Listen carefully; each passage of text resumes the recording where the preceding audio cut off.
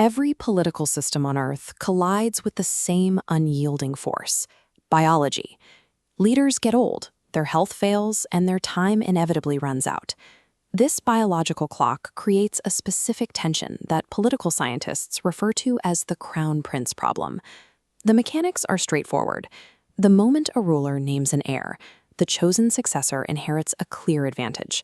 They attract ambitious allies, secure a steady flow of resources, and gain a powerful incentive to remove the incumbent leader early to maximize time and power. Naming an heir essentially builds a rival. Yet, despite the lethal risk of arming a successor, establishing a multi-generational dynasty remains a primary goal for the global political elite. We see this play out even within the guardrails of American democracy. The Kennedy family maintained a vast network of influence, placing a president, an attorney general, and multiple senators into office across decades. The Bush family followed a similar trajectory, consolidating executive power to produce 2 presidents and state governors, passing influence down the family tree. If elevating an heir creates an immediate built-in threat to the current leader, then the act of building a dynasty must provide a specific structural advantage that outweighs the danger. We can see how this leverage actually works by looking at research from Sam Sharman, who analyzed the constitutional behavior of autocratic regimes in sub-Saharan Africa. This map displays the scale of formal succession planning across the continent. The darker purple shades highlight countries where clear constitutional rules for transferring power have been active for most of their history. For decades, the prevailing theory was that weak, vulnerable dictators wrote down these rules as a survival strategy, naming a successor to appease restless elites and prevent a violent overthrow. To test that theory, Sharman used a random forest machine learning algorithm to predict the statistical probability of a successful coup occurring against a leader at any given moment.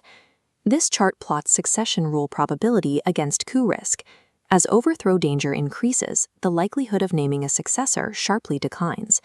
When a leader's coup risk crosses 20%, they abandon succession planning entirely to focus on immediate survival. The data suggests that weak leaders avoid naming successors because the crown prince problem is too dangerous to manage. Consequently, formal succession rules function as tools used exclusively by those who already possess significant leverage.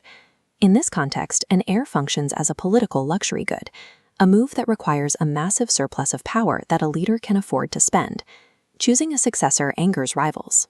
Leaders only make that choice once their grip on the state reaches a secure threshold, able to absorb any backlash. Once secure, naming an heir signals systemic durability, protecting the long-term interests of foreign investors and global markets. When succession is clearly defined, external capital flows inward with less hesitation, providing the resources necessary to accelerate national economic development. Formalizing a line of succession acts as an aggressive broadcast of authority, demonstrating that the leader's position is secure enough to withstand the creation of a potential rival. This framework applies just as clearly to the informal, brand-driven architecture of modern American democracy. We can see these principles in the public speculation surrounding the potential political future of 19-year-old Barron Trump. Currently a business student at New York University, his daily life is defined by isolation, marked by a constant Secret Service detail and transport in armored vehicles. His recent move to launch a luxury real estate venture has intensified the perception that he is being positioned for dynastic continuation. While the public often views political children as reluctant props, their visibility often serves a strategic function for the incumbent parent.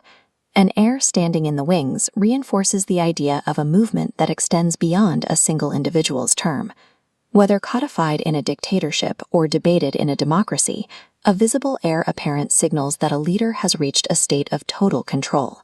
It is a demonstration that their power is so firmly consolidated that they no longer fear the biological clock.